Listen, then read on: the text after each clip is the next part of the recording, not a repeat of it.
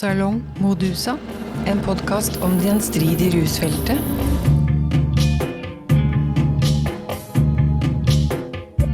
Hi, my name is Bette and welcome to a new episode. Today I'll be talking to Joe Miller, an award-winning journalist and a professor of English at Columbus State University in Georgia.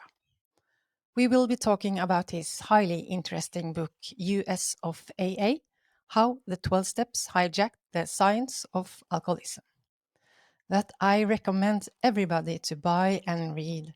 I'll post a link.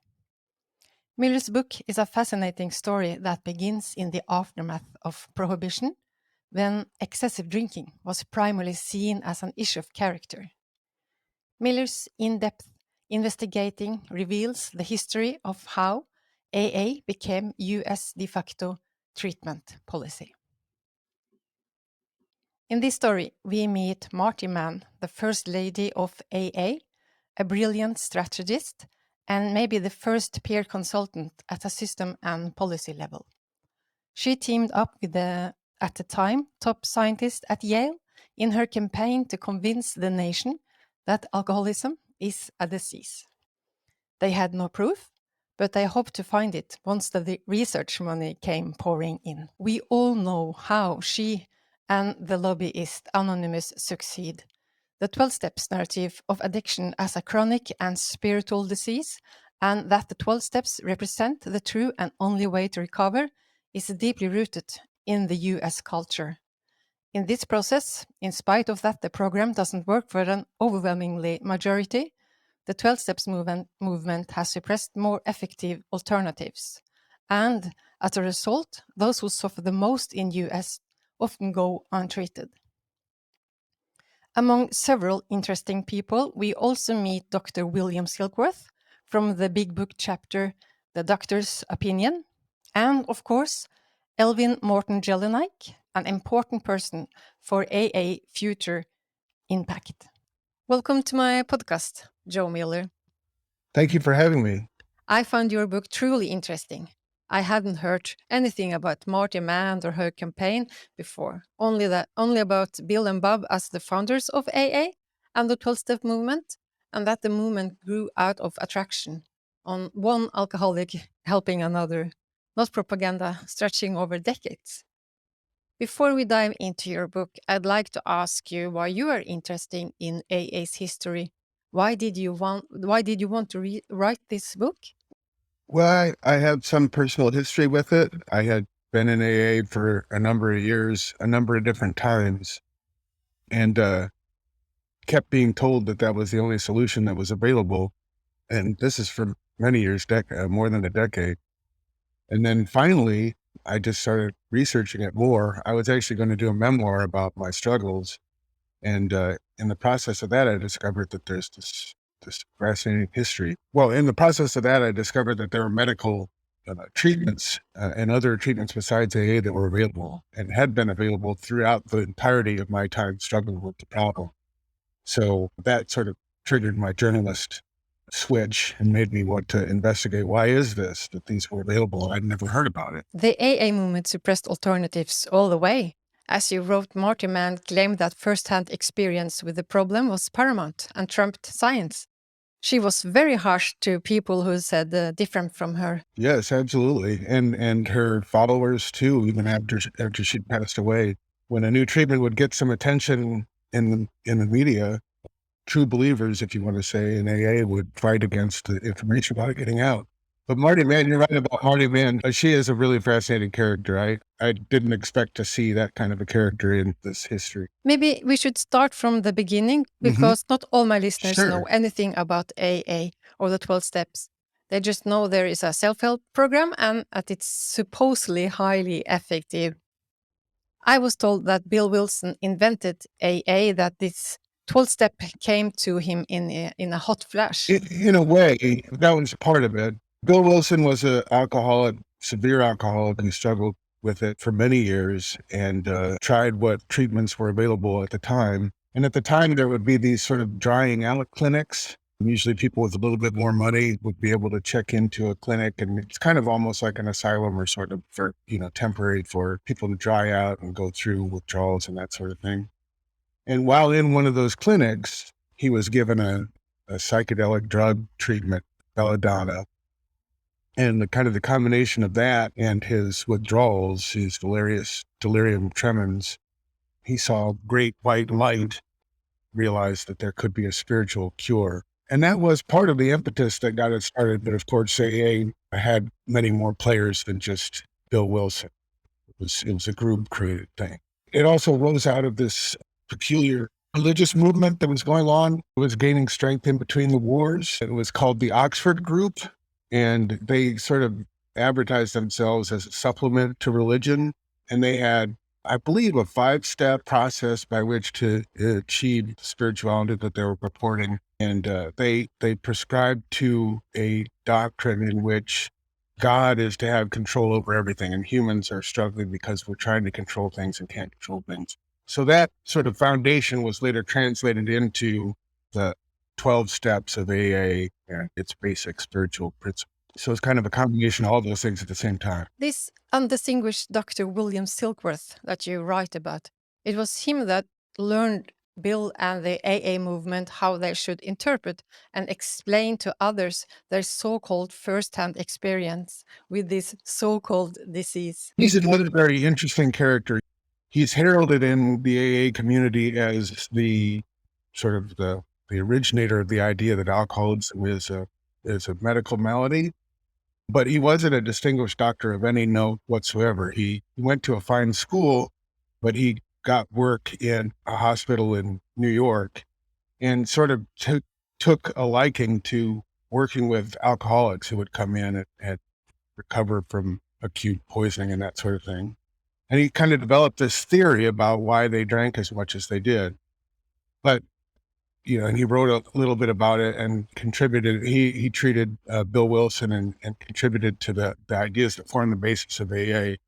But he was in no way, a distinguished doctor. He'd never published a paper or even presented one at a conference or anything like that. But he is really heralded. If you open the big book, you're going to see his medical opinion in the beginning of the big book. The big book, of course, is the official text of AA. He told them that alcoholism is an allergy, a chronic disease. So even after a year with abstinence, you're still allergic and will immediately relapse and go back to old drinking habits. That was pretty much immediately discredited, the idea that it's like an allergy. It isn't like an allergy at all. But they still hold to that opinion. So there were Silkworth disease model and this Oxford group's notion that the reason people struggle is because they try to control things they can't control.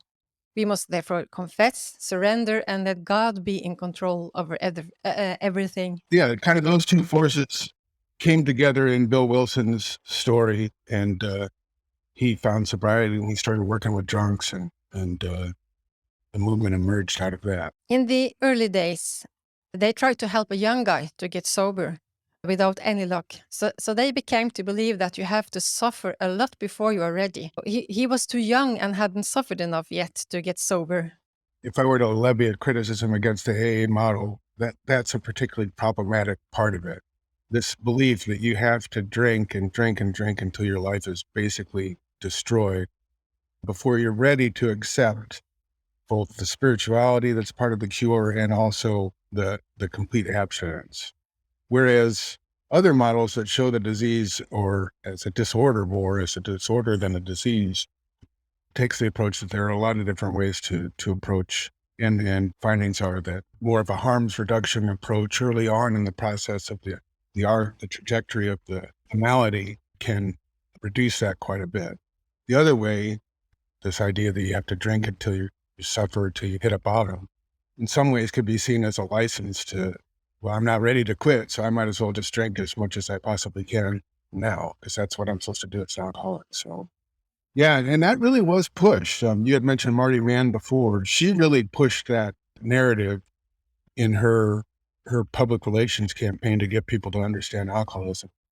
We'll talk about her a little bit more further on, but she's served, for instance, as a consultant on a number of films and TV shows and sort of really presented this model, and the characters in these shows would go to, to near death lengths before they were ready to get cured. So that narrative became kind of stuck in the public mind. So if you don't succeed with the 12 steps, it's because you haven't suffered enough. You're not ready to be completely honest, surrender and embrace the program. That's right. That's very dangerous. It is. I agree. So your book look like this Hey, now? boy, you've got it all marked up. That's great. But we don't have time to go through it all, so I will try to give the big picture and, of course, recommend everybody to read your book. Writing the big book, I didn't know that the big book first was for commercial sale, to get money and to spread the message. I always thought that the big book was an exclusive book for AA members. Also, I didn't know that while they were writing it, many of them relapsed. So they have to edit out some stories because of that. There was one case where they were finally going to get some publicity, for the group in Ohio. They were going to write about somebody, interview somebody in the group, and they were so worried that this person would relapse before the interview, they basically sequestered them for a number of days before it happened. It's funny because in some ways they were all excited about how it would work with some people. It was working with Bill Wilson and other people associated with it, but a good 75% of the people that would come in, it wouldn't work for them. And they basically put it on those people that they didn't fit in with the solution.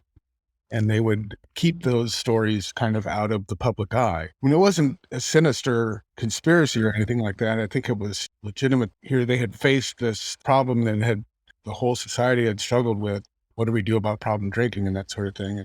And found a solution that worked for some people, and they just wanted to sort of push that forward, and were very excited about it, but they fudged a few details in the process. Understanding problematic drinking, as we could see in your book, is not necessarily a matter of looking into medical facts. Rather, we could say it's a matter of knowing what is political possible to articulate about alcoholism at a given time in history. Marty Mann's project, her holy grail, was to lay the grounds for a national system for identifying and treatment of alcoholism based on the 12 steps of Alcoholics Anonymous. Right. No medical data were involved. This was a campaign, pure and simple.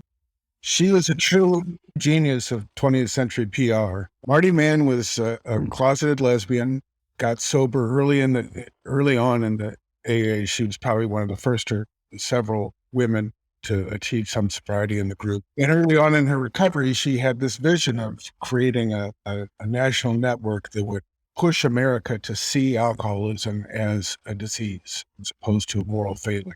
So she started this organization that was somewhat modeled on earlier works to destigmatize tuberculosis and other issues, and modeled it on that, in which she'd do work to get stories in the press, but also set up local organizing committees all across the country that would work with local health organizations and state legislatures and that sort of thing to really push this idea of alcoholism as a disease into public policy, and also into businesses, working through chambers of commerce and that sort of thing. And she was struggling early on for it to really catch hold. And Bill Wilson had said to her, well, you really need science behind this. Nobody's going to buy into this idea unless scientists back it up.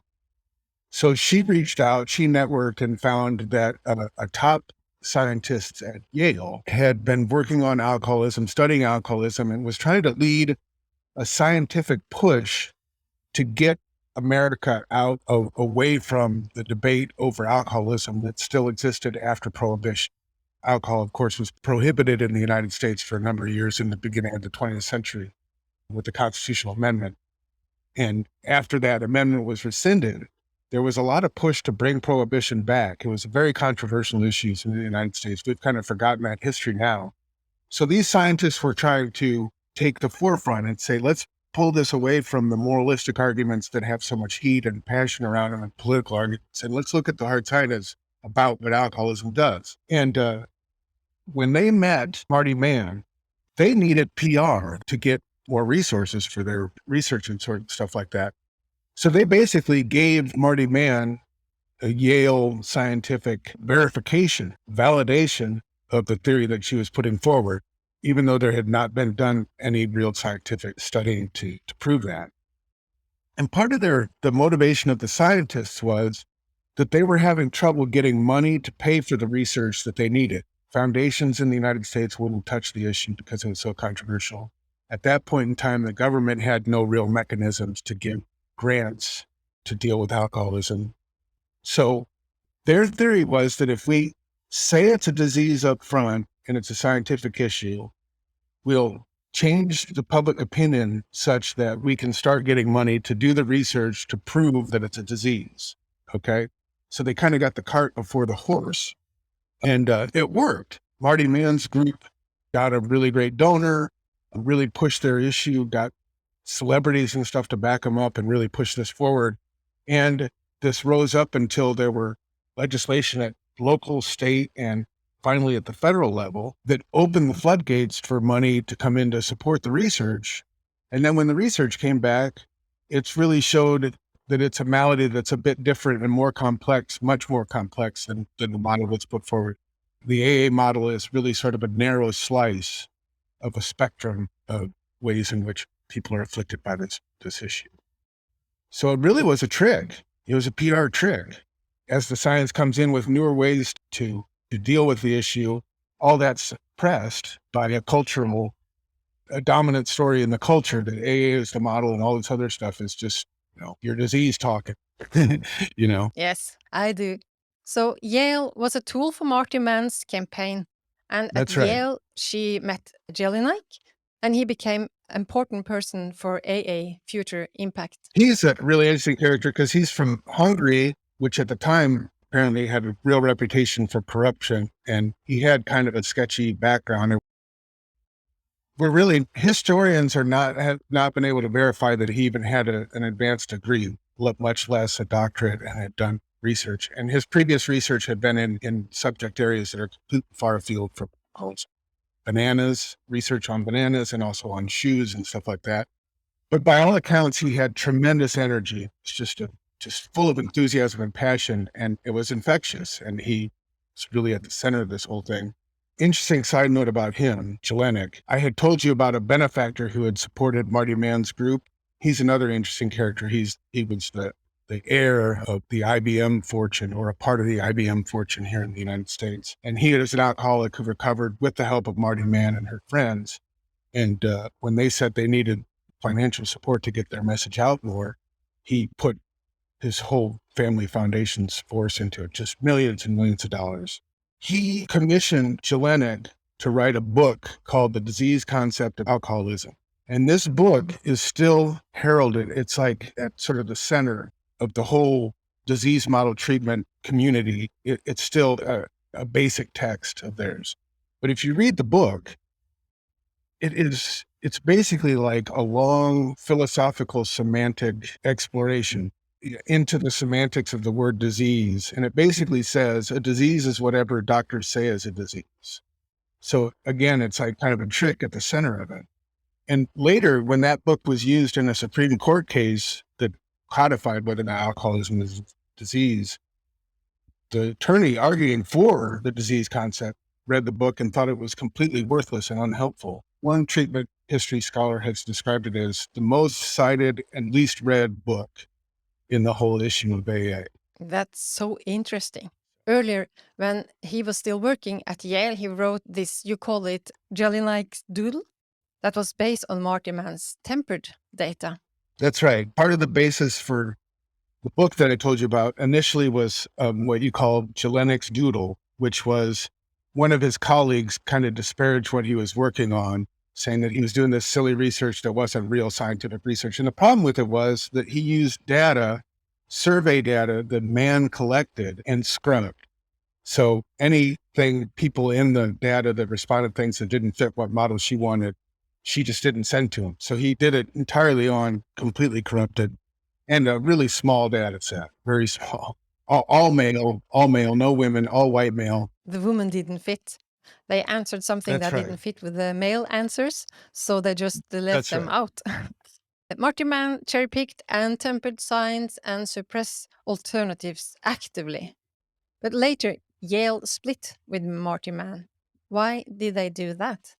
Well, part of it was internal politics at Yale. Other faculty were uncomfortable with Yale being used to validate as yet unfully tested ideas. They were having issues with finances, helping it to go along. At one point, they were trying to get funding to pay for the whole operation because it was research. And it was also, there was like this summer seminar where people from both sides of the alcohol issue would come in and attend seminars about alcohol and that sort of thing. There was backlash from Yale.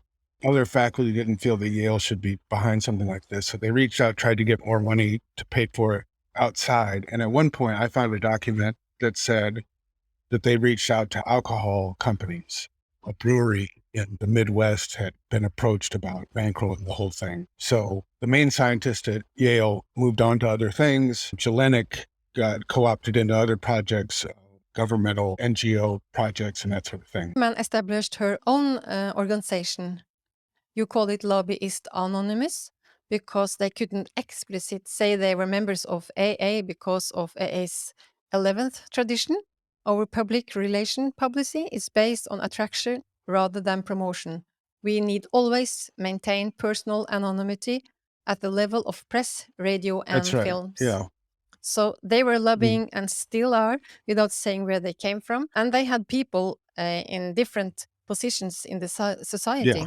even in All the White throughout. House. From top to bottom. And journalists are key to this. A lot of recovering alcoholic journalists established in newsrooms across the country a narrative about what alcoholism is and what AA is. And that was a big part of it too. Entertainment industry, recovering alcoholics in the entertainment industry. Think of all the films and TV shows you've seen. What's the basic story about an alcoholic in those? It's going to follow this model by and large, especially from the 20th century. More recently, you see different approaches. So throughout the 20th century, it's just entirely this model of alcoholism. It's a spillover to Norway too. You can see it in Norwegian films as well. If you have a drug or alcohol problem, you have to go to AA or NA. It's very interesting to talk to you. I was pleased to get your call because through my research, through the 80s and 90s, the scientists here that were working on recovery and were frustrated with the policies and the dominant sort of zeitgeist for the model for alcoholism. A number of them went to Europe and researched what was going on in Europe and Scandinavian countries and found a much more open approach, a much more multi-directional approach. I don't know how to say it. As opposed to one direction with AA, there's, different ways to approach it. So it's interesting to hear you say that because my impression was that Europe was much more advanced. We have adopted the 12-step program and the therapeutic community based on Synanon. And there's been a spillover between Synanon and the 12 steps. This idea that you must break them down to build them up, this confrontational attack therapy. And we also have influences from Russia. This Russian pedagogue, Anton Makarenko, his work had a great impact in Sweden and Norway when inpatient community treatments was established in the 80s. However, we have a different system than US. Inpatient treatment is already paid through taxes. We don't have this insurance system like you do. Therefore, it was also important for Marty Mann for this campaign to get the insurance system on board to get them to accept alcoholism as a disease. To cover it, yeah. It's contracted quite a bit since then. But there again was another case with somebody in AA in the system, a high up insurance executive, a CEO, frankly, of an insurance company, recovering alcoholic, developed within his own corporation first a program for covering treatment from alcoholism, and then broadened that into offering to his customers, and then that became accepted industry-wide. And through the 80s and 90s, there was a massive boom because insurance companies were covering in treatment. And that's a whole long thing because the model for recovery in these systems is based on AA. And this developed out of Minnesota state. Local officials started developing this recovery model around where recovering alcoholics would help other alcoholics to recover. The problem was that they have public servant law that you have to have a certain qualifications to be able to get certain jobs within the public spectrum. And psychologists, doctors, nurses, the medical needs, they have degree requirements. Obviously, you can't get a job as a doctor without having a medical degree. Well, they made exception. They created a new position, which is alcoholic counselor. The only requirement they had was that they had to be sober for a period of time. I think it was 5 years. Right off the bat, you have some tension because you have public servants who are fully trained and have been through years and years of school. All of a sudden, they have equals who have no training. There was within this tension in that the recovering alcoholics didn't believe that the medical people had the goods to help alcoholics. The only thing that could help alcoholics is other alcoholics. So that became the foundation for treatment centers that were later funded with millions and millions of insurance dollars to send people to this treatment. And the treatment programs were incredibly profitable because all you need is these recovering alcoholics who you don't have to pay as much because they're not doctors. You need beds and you need some medicine, like maybe aspirin, that level of stuff. But you don't need scanners and all this capital equipment to make it successful. And you can just keep turning people in and out of the beds. And so it was a huge boom. This was the time when I first started getting sober, and there was just this constant flow of people coming out of treatment programs into AA. Subsequently, after, over the last 20 years or so, the insurance companies are not as generous for this kind of treatment. The treatment centers continue to exist. They're less supported to insurance. So by insisting that only alcoholics could understand and treat other alcoholics, they sort of dug their own grave. In a way, this notion degraded treatment quality. And now the only treatment option is AA or 12-steps group. Is inpatient treatment still available for everybody? No, not really, no. Insurance companies don't cover it as much. Most people will have kind of a outpatient deal. Like in my community, there's one main recovery center, and people that I've talked to, it's been very tenuous in terms of what kind of treatment coverage they have, and when the treatment ends, they're out, and it's totally based. So, but it's not like it was. I mean, it was like a cottage industry, very lucrative. And the crazy thing about it is when you have the AA model, when they fail and a high percentage fail afterwards, it's their fault. It's not the treatment program. That allows them to come back and do the expensive treatment again. That's so unethical and dangerous. On the other hand, here in Norway, I have seen people die because the treatment centers wouldn't take back patients that hadn't suffered enough. Wow. They wanted them to taste their own That's misery egregious. a little bit more, make them ready for the program. We talked about the differences between Europe and the United States. Another book that you might find interesting is Her Best Kept Secret by Gabriel Glazer. It's a critique of AA from a women's perspective. She does incredible investigative work and finds there's a whole culture of sex assault and sex harassment in American AA. There's actually a term for it called the 13th step, which is older, more experienced members preying on new members for sex. She really pushed it and found that American AA has stubbornly refused to address this issue because they adhere to their traditions that we don't get involved in outside issues and that sort of thing. But according to her reporting, in Europe, they've got systems of accountability that there are ways to respond to and address the sexual harassment that arises in each group. So it's just sort of an interesting sidelight. You might want to look at her reporting is incredible, because that's a whole other story about this. Like, if AA is the model to help people get well, why is it overwhelmingly and disproportionately white male? Why does it not work as well for women? Why, are women less alcoholic? Is the percentage of women who suffer from alcoholism any less than it is for any other human group? The same with African Americans.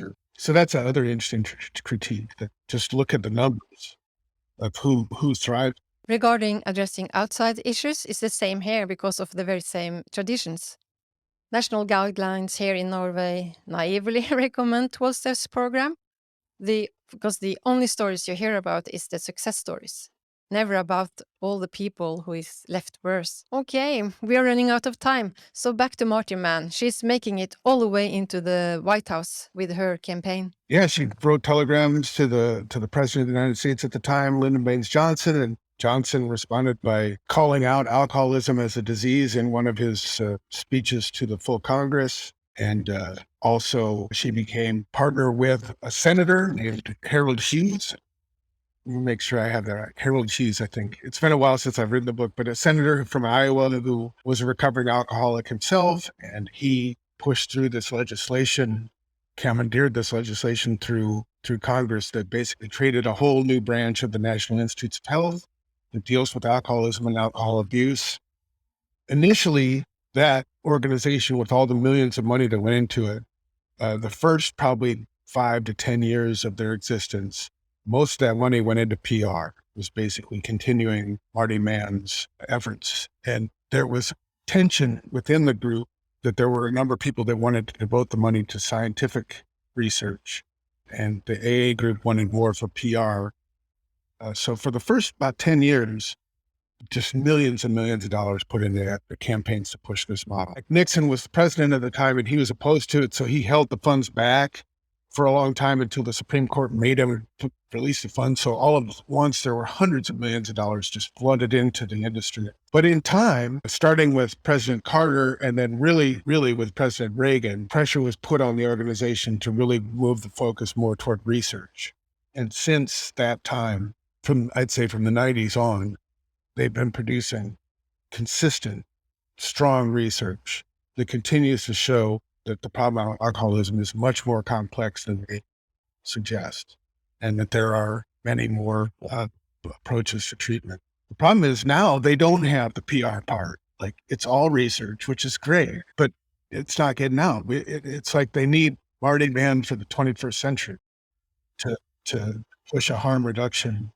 Except I think back to, my 20s, one of the things that hit me in the research is if some of this research that's out now about harm reduction, if that had been presented to me early on in the process, as opposed to your only hope is drink to near death or be completely sober, I wonder if I would have had a different relationship with alcohol through the whole thing. And now that I'm a university professor, I'd like to see that more in university culture, but it doesn't happen as far as pushing different ideas about how to drink and achieve some sort of moderation. I agree.